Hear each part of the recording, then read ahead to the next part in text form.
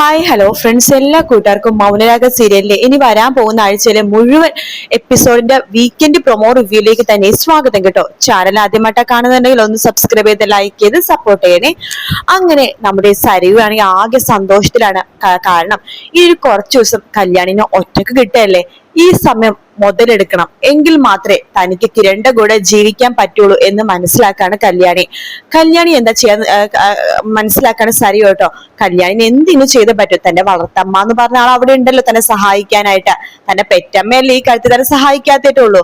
അതുകൊണ്ട് തന്നെ എന്തൊക്കെ സംഭവിച്ചാലും നമ്മുടെ കല്യാണിനെ ഇല്ലാതാക്കാൻ വേണ്ടി തന്നെ സരിയോ തീരുമാനിക്കാട്ടോ. അങ്ങനെ അമ്മയടുത്ത് പറയണ്ട, അമ്മേ ദേ കല്യാണി ഇവിടെ ഉണ്ടാവും കേട്ടോ, അമ്മ കല്യാണിനെ നന്നായിട്ട് നോക്കണം, കല്യാണിക്ക് ആവശ്യമുള്ളതൊക്കെ വെച്ചുണ്ടാക്കി കൊടുക്കണം എന്നൊക്കെ സരിയു ഷാരിയുടെ അടുത്ത് പറയാണ്. ഷാരി പറയണ്ട്, അത് പിന്നെ മോള് പ്രത്യേകം പറയണോ, അതൊക്കെ ഞാൻ വേണ്ട പോലെ ചെയ്തോളാം എന്ന് ഷാരി പറയുന്നുണ്ട്. ശേഷം കിരൺ പറയണ്ടെങ്കിൽ ഞാനെന്നാ ഹോസ്പിറ്റലിലേക്ക് പോവാണ്, അവിടെ അച്ഛനും മാത്രമല്ലേ ഉള്ളൂ എന്ന് പറഞ്ഞിട്ട് കിരൺ ഹോസ്പിറ്റലിലേക്ക് പോവാണ്.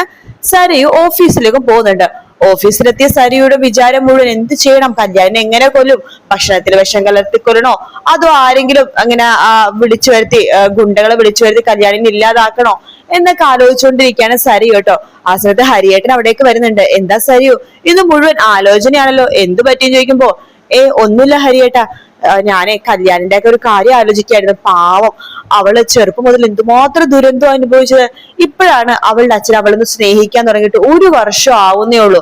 അപ്പൊ അതേന അവളുടെ അച്ഛനെയും അവൾക്ക് നഷ്ടപ്പെട്ടില്ലേ, ജയിലിലേക്ക് പോയില്ലേ, പിന്നെ ശത്രുക്കളൊക്കെ ഒഴിഞ്ഞു പോയെങ്കിലും ആന്റി ഇപ്പൊ ഹോസ്പിറ്റലുമായി, അതിനെ കുറിച്ച് ഞാൻ ആലോചിക്കായിരുന്നു എന്ന് പറയുമ്പോ ഹരിയേട്ടൻ പറയുന്നുണ്ട്, എന്ത് ചെയ്യാനാ, കഷ്ടകാലം വരുമ്പോ ഇങ്ങനെയായിരിക്കും, എല്ലാം കൂടി ഒരുമിച്ച് വരും.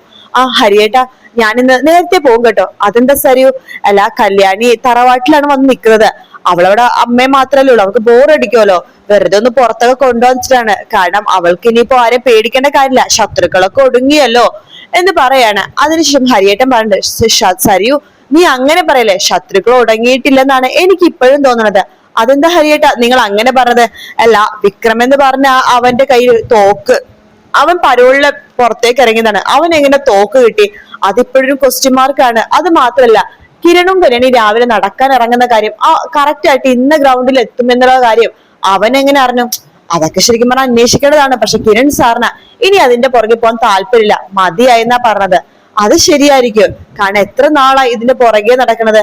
എന്തായാലും കല്യാണിക്ക് ഒരു കൂട്ടായിട്ട് ഞാൻ അവിടെ പോട്ടെ, അവളോട് സംസാരിച്ച് മിണ്ടിയും പറഞ്ഞൊക്കെ ഇരിക്കാലോ. അത് നല്ല കാര്യമാണ് സരിയു എന്നൊക്കെ പറയണ്ട്. അങ്ങനെ സരിയു നേരത്തെ തന്നെ വീട്ടിലേക്ക് പോകുവാട്ടോ.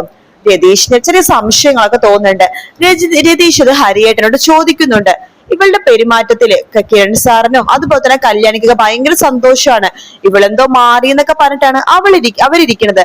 പക്ഷെ ഇവളുടെ മാറ്റം അങ്ങനെ വിശ്വസിക്കാൻ പറ്റുന്ന മാറ്റമാണോന്ന് എനിക്ക് സംശയമുണ്ട് ഹരിയേട്ട എന്ന് പറയാണ്. അതെന്താ രതീഷ് നീ അങ്ങനെ പറഞ്ഞത്? അല്ല എനിക്ക് അങ്ങനെ സംശയം തോന്നി, അതുകൊണ്ട് പറഞ്ഞതേ ഉള്ളൂ എന്ന് രതീഷും പറയാണ്. ശേഷം കല്യാണിനെ സംസാരിച്ചിരിക്കാൻ സരിയു നേരത്തെ വീട്ടിലേക്ക് പോകുന്നുണ്ട് കേട്ടോ. ഷാനിന്റെ അടുത്ത് ചോദിക്കുന്നുണ്ട്, അമ്മേ കല്യാണി എവിടെ? അവളിവിടെ വന്നേ പിന്നെ റൂമിൽ തന്നെ ഇരുന്ന് ആകെ കരച്ചിലാണ്. അതെന്താ അവളുടെ ആങ്ങളെ മരിച്ചയിലാണോ അവൾ ഇങ്ങനെ കരയണത്, അതോ കിരണ് കാണാൻ പറ്റാത്തതിന്റെ സങ്കടമാണോ? അതല്ല, അവളുടെ അച്ഛൻ ഇപ്പൊ ജയിലിലാണല്ലോ, അച്ഛന്റെ അവസ്ഥ അറിയാലോ, പ്രകാശിന്റെ അവസ്ഥ 3 പ്രാവശ്യം അറ്റാക്ക് വന്നല്ലേ, ജയിലിൽ വേണ്ട പോലെ ആൾക്കാർ നോക്കോ, അച്ഛന് സമയത്തിന് ഭക്ഷണം കിട്ടോ എന്നൊക്കെ ടെൻഷനാണെന്ന് തോന്നണോ? അങ്ങനെ അല്ല, നീ എന്തെന്ന് നേരത്തെ വന്നത്? 2 ദിവസം ഞാൻ ഇവിടെ 2 ദിവസം ഞാൻ നേരത്തെ വരുമേ, ഞാൻ അത് ഹരിയേട്ടോട് പറഞ്ഞിരുന്നു, മിണ്ടിയും പറഞ്ഞാക്കി ഇരിക്കാലോ കല്യാണി അടുത്ത്, അങ്ങനെയാണെങ്കിൽ മോളെ നിനക്ക് 2 ദിവസം ഇവിടെ നിന്നൂടെ? അത് പറയുമ്പോഴേക്കും അത് പറ്റില്ല, എനിക്ക് കുറച്ച് പ്ലാനിങ് ഒക്കെ ചെയ്യാനുണ്ട് മോളെ. ഞാൻ നിനക്ക് വീണ്ടും പറയാണ്, നമുക്ക് ഈ കാര്യങ്ങളൊക്കെ വേണ്ടെന്ന് വെക്കാം മോളെ, നമുക്ക് കിട്ടിയ തിരിച്ചടികൾ പോരെ, നിന്റെ അച്ഛനെ തന്നെ നിനക്ക് നഷ്ടമായില്ലേ. കല്യാണിനെ കൊല്ലാതെ നടന്ന വിക്രത്തിന് 1 ദിവസം പോലും പരോള് കഴിഞ്ഞിട്ട് വീട്ടിലിരിക്കാൻ പറ്റില്ല, അവനും മരിച്ചു. ആ സ്റ്റെഫിയൊക്കെ കാട്ടിൽ പോയിട്ട് മരിച്ചത് അവളാണെന്ന് എനിക്ക് സംശയമുണ്ട്. അതുകൊണ്ട് തന്നെ നമ്മൾ ഇനിയിപ്പോ അവളെ ആക്രമിക്കാൻ നിന്ന നമ്മുടെ മരണം ഉണ്ടാകും. മരിക്കട്ടെ, നിങ്ങൾക്ക് എന്താ എനിക്ക് വേണ്ടി മരിക്കാൻ പറ്റില്ലേ? പറ, നിങ്ങൾക്ക് ഈ ലോകത്ത് ആരാ ഉള്ളത്? നിങ്ങൾക്ക് നിങ്ങളുടെ വീട്ടുകാരില്ല, ഭർത്താവ് മരിച്ചു, സ്വന്തം മകളെ പോലെ സ്നേഹിച്ച ഞാനോ വേറെ ആരുടെയും മകളാണ്, പക്ഷെ ഞാൻ നിങ്ങളെ സ്നേഹിക്കുന്നുണ്ട് ഇല്ലേ? അപ്പൊ നിങ്ങൾ എനിക്ക് വേണ്ടി ഇത് ചെയ്തു തരത്തില്ലേ?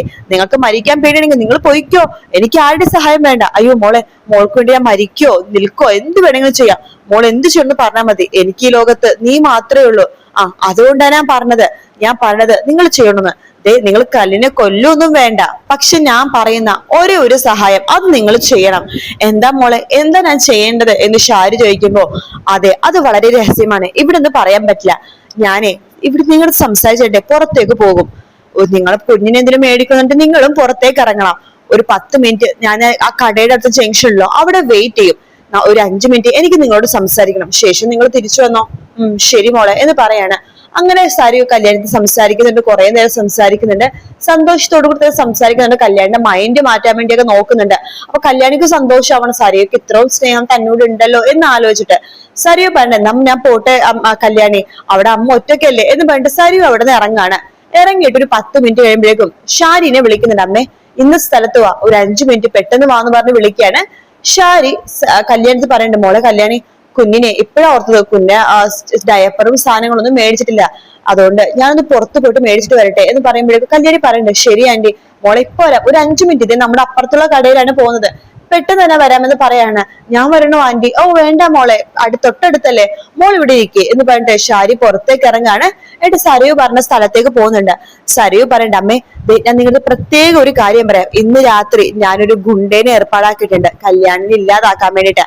അയാള് രാത്രി കല്യാണം ഉറങ്ങി കഴിയുമ്പോഴേക്കും അമ്മ എന്നെ വിളിക്കണം, ഞാൻ അയാളെ വിളിക്കും, അയാള് അവിടേക്ക് എത്തും. അമ്മ ഒരു കാര്യം പ്രത്യേകം ശ്രദ്ധിക്കണം, അയാള് വരുമ്പോഴേക്കും അമ്മ വാതിൽ തുറന്നു കൊടുക്കണം. മോളെ എനിക്കെന്തോ പേടിയാവാ, അയ്യോ അതിന് നിങ്ങൾക്ക് കൊല്ലണോന്ന് ഞാൻ പറഞ്ഞില്ലല്ലോ, അയാള് വന്ന് കൊന്നോളും, അപ്പോ കേസൊക്കെ ആയിക്കഴിഞ്ഞാൽ ആരാണ് പിന്നാമ്പുറത്തെ വാതിൽ തുറന്നെന്നൊക്കെ ചോദിക്കില്ലേ, അയ്യോ അതൊന്നും ഉണ്ടാവില്ല, അതൊക്കെ ഞാൻ നോക്കിക്കോളാം, അയാൾ ഒരു തെളിവ് പോലും ഇല്ലാതെയാണ് കല്യാണിനെ കൊല്ലാൻ വേണ്ടി പോണത്, നിങ്ങൾ ഒന്നും അറിഞ്ഞിട്ടില്ല കണ്ടിട്ടില്ല, നിങ്ങൾ കല്യാണി കിടന്നുറങ്ങാൻ പോയി, നിങ്ങളും കിടന്നുറങ്ങാൻ പോയി, അത്രേ ഉള്ളൂ, മനസ്സിലായോ? ഇന്ന് രാത്രി കറക്റ്റ് കല്യാണി ഉറങ്ങുമ്പോ നിങ്ങൾ വാതിൽ തുറന്നിട്ടാ മാത്രം മതി. ശരി മോളെ, മോള് പറയണ പോലെ ഞാൻ ചെയ്തോളാം എന്ന് ഷാരി പറയുന്നുണ്ട്. രാത്രി ആകുമ്പോഴേക്കും തന്നെ സരയു ഷാരിനെ വിളിക്കാൻ, അവൾ ഉറങ്ങിയെങ്കിൽ മിസ് കോൾ അടിക്കണമെന്ന് പറയാണ്. അങ്ങനെ കല്യാണി ഉറങ്ങുന്നുണ്ടോന്ന് ഷാരി റൂമിൽ പോയി നോക്കുന്നുണ്ട്.